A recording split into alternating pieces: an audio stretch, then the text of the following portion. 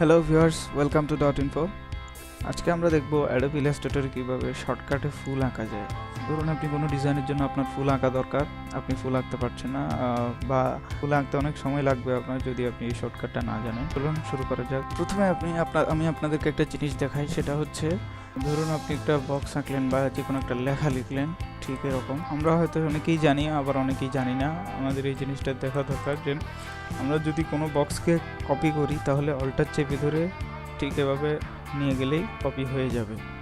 Shift চেপে ধরলে বরাবর কপি হবে, অর্থাৎ এই বক্সটা যে বরাবর আছে একদম সোজা কপি হবে যদি শিফট চেপে ধরে রাখেন।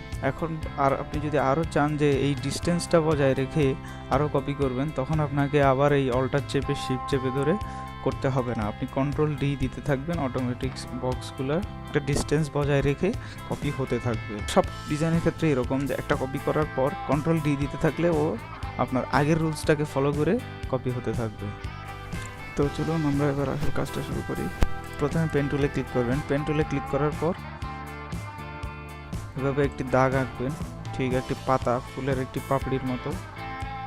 তারপরে এখানে একটি ক্লিক করবেন। ক্লিক করার পর এখানে একটি ক্লিক করবেন। তো আপনার কাজ অলরেডি শেষ। আপনি একটি পাতা আঁকবেন এবং এই পাতাটাতে একটি ডিজাইন করবেন। যেমন ধরুন আমি এই ডিজাইনটা করলাম, স্ট্রোক কালার ফেলে দিলাম, স্ট্রোক কালার আমার দরকার নেই। এরপরে এই রোটেশন টুলটা নেবেন, রোটেট টুল, এটা নিয়ে এই ফুলটার গোড়ায় ক্লিক করবেন। এখানে ঠিক এই জায়গায় ক্লিক করবেন। ক্লিক করার পর এখানে দেখবেন একটা প্যারাকের মতো জিনিস চলে আসবে। তো ক্লিক করার পর ও এই জায়গাটাকে ব্লক করে রাখবে, ফুলের পাতাটির এই অংশটা ব্লক করে রাখবে।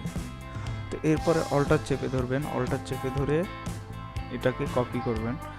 কপি করে আপনি যখন এটাকে ঘোরাবেন নিচের দিকে, তখন দেখবেন নিচের অংশটা আলটিমেটলি আটকে থাকবে, নিচের অংশটা নড়বে না, কিন্তু উপরে নড়বে। তো আমরা সবাই জানি যে বাকিগুলো আমাদেরকে কপি করতে হবে না, কন্ট্রোল ডি দিতে থাকলে ও অটোমেটিক বাকিগুলো কপি করতে থাকবে। এই যে দেখুন কপি হয়ে যাচ্ছে, হয়ে গেল। এই যে এটা একটা ফুল ডিজাইন হয়ে গেল। আপনি জাস্ট একটা পাপড়ি এঁকে পুরো ফুলটাই আঁকতে পারেন খুব সহজে। তো ভিউয়ার্স, আজ এ পর্যন্তই। আমার চ্যানেলটি সাবস্ক্রাইব করুন, ভিডিওটি ভালো লাগলে লাইক করুন, কেমন হয়েছে তা জানাবেন কমেন্টে। ধন্যবাদ।